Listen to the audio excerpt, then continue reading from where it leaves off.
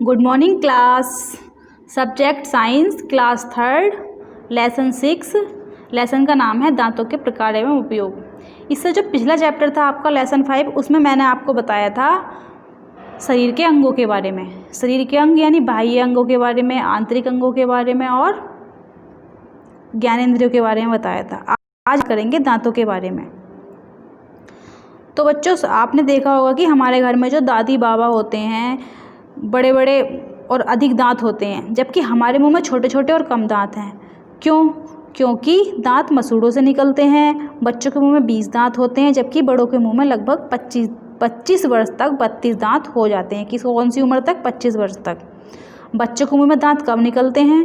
बच्चों के जन्म के लगभग 6 माह बाद से उनके दांत निकलने प्रारंभ होते हैं। लगभग 6 वर्ष की उम्र तक उनके मुंह में 20 दांत निकल आते हैं।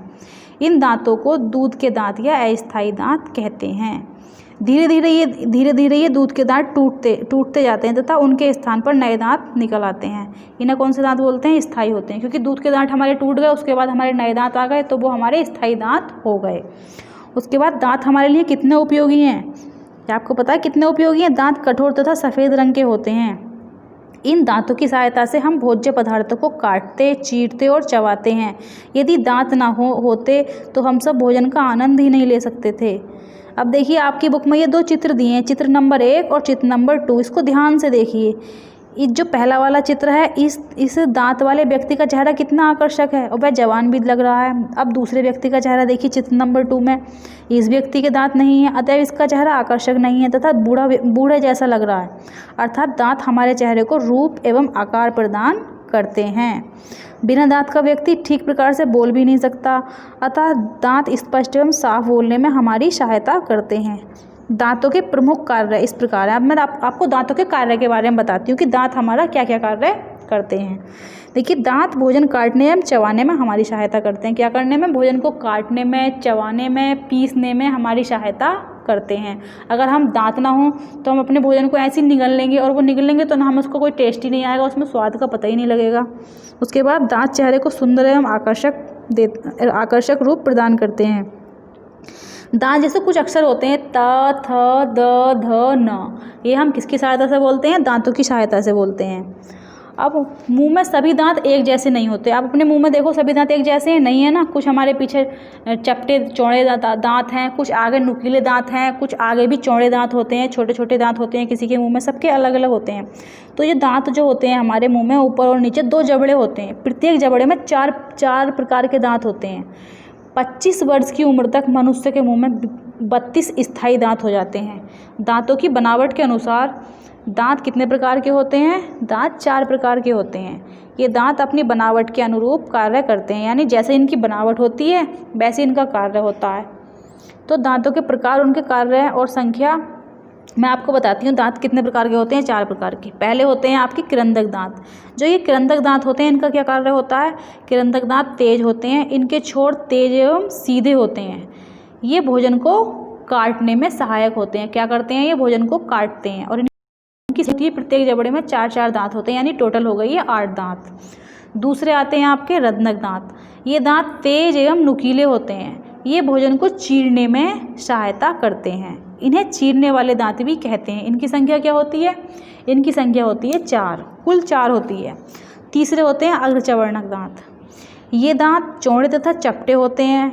ये कड़े भोज्य पदार्थ को तोड़ने में सहायता करते हैं। जो भोजन टाइट होता है उसको तोड़ने में, मतलब उसको तोड़ने में सहायता करते हैं। जैसे कभी कभी आप अखरोट होता है, कोई अपने दांतों से तोड़ता है, या गोला होता है, या और भी कोई कठोर चीज़ जब हम अपने दांतों से काटते हैं तो उसको तोड़ने में हमारी सहायता करते हैं अग्रचवर्णक। फिर होते हैं चवर्णक दांत। ये दांत अग्रचवर्णक दांतों से अधिक चौड़े होते हैं, मतलब उनसे और ज़्यादा चौड़े होते हैं। ये भोजन को पीसने का कार्य करते हैं, तो इनको हम पीसने वाले दांत कहते हैं। और हम इनको देखो दाढ़ भी बोलते हैं, जो पीछे सबसे लास्ट में होती हैं। ये हमारी, इनकी संख्या 12 होती है। हम सारी मेहनत इन पे ज़्यादा पड़ती है। इससे हम क्या करते हैं? भोजन को पीसते हैं, चबाते हैं और चबा कर खाते हैं।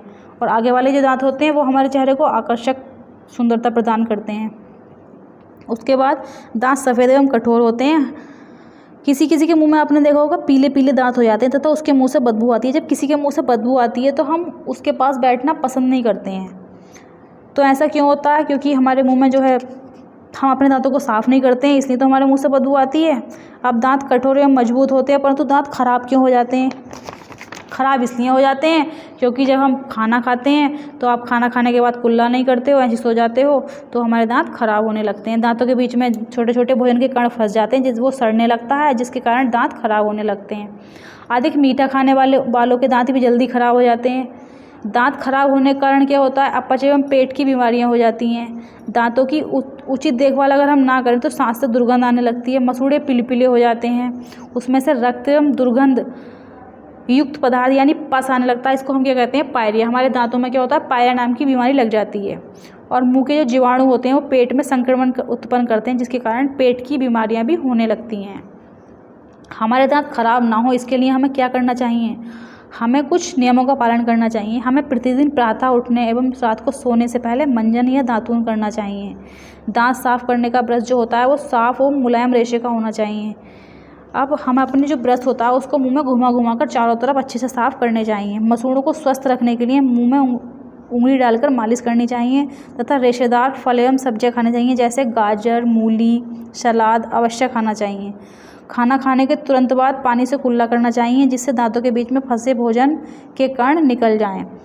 प्रतिदिन दूध पीने से भी हमारे दांत स्वस्थ एवं मजबूत होते हैं, क्योंकि ये हड्डी तो होती है और दूध पीने से हमें कैल्शियम मिलता है। कैल्शियम हड्डियों को मजबूत बनाता है। बोतल के ढक्कनों को दांत से नहीं काटना चाहिए, क्योंकि कुछ बच्चे होते हैं जो बोतल होती है पेप्सी की या किसी भी चीज़ की, बच्चे मुंह से खोलते हैं। मुंह से खोलने से हमारे मसूड़े में चोट लग सकती है और हमारा दांत भी टूट सकता है। इसलिए हमें कोई भी बोतल या कोई भी चीज़ मुंह से नहीं खोलनी चाहिए। चॉकलेट, टॉफ़ी बच्चे बहुत खाते हैं। चॉकलेट, टॉफ़ी और अधिक मिठाई खाने से दांतों में कीटाणु लग जाते हैं और दांत खराब हो जाते हैं, यानी ये हमें कम से कम प्रयोग करना चाहिए। चाय एवं कॉफ़ी पीने से भी हमारे दांत खराब होते हैं। यदि हम कभी कभी चाय पिए भी तो उसके बाद क्या करना चाहिए? हमें 2 मिनट बाद, जब हमारा मुंह ठंडा हो जाए, यानी चाय गर्म होती है उसके पीने से, तो ठंडा होने के बाद हम अपने मुँह में कुल्ला करना चाहिए। और पान मसाला आदि ठंडे एवं गर्म पदार्थ दांत के लिए हानिकारक होते हैं, इसके सेवन से हमें बचना चाहिए। तो बच्चों, आज मैंने आपको दांतों के बारे में बताया, उनके कार्यों के बारे में बताया, उनके प्रकार बताए और उनकी देखभाल बताई। तो मुझे आशा है कि सभी भैया बहन अपने दांतों को अच्छे से रखेंगे और साफ़ सफाई करेंगे खाना खाने के बाद, और सुबह उठते ही कुल्ला करेंगे। और हमने क्या सीखा इसमें? हमने ये सीखा कि हमारे मुँह में 2 प्रकार के दाँत होते हैं, स्थायी और अस्थायी, और दाँत मसूड़ों से निकलते हैं, ये बताया मैंने। 25 वर्ष की उम्र तक दांतों की संख्या 32 हो जाती है। ये सब मेन याद रखने वाली बातें हैं। दांत चेहरे को सुंदर आकार प्रदान करते हैं। बनावट के अनुसार दांत 4 प्रकार के होते हैं: कृंतक दांत, रत्नक दांत, अग्रचवर्णक और चवर्णक दांत। दांत हमें स्पष्ट बोलने में सहायता करते हैं। बच्चों के जन्म से 6 माह बाद दांत निकलने लगते हैं। पायरिया दांतों का रोग है, जिससे मुंह से दुर्गंध आती है तथा पस भी बनने लगता है। दांतों की सुरक्षा के लिए नियमित मंजन या नीम के दातून अवश्य करना चाहिए। ये सब याद रखने योग्य बातें हैं। धन्यवाद।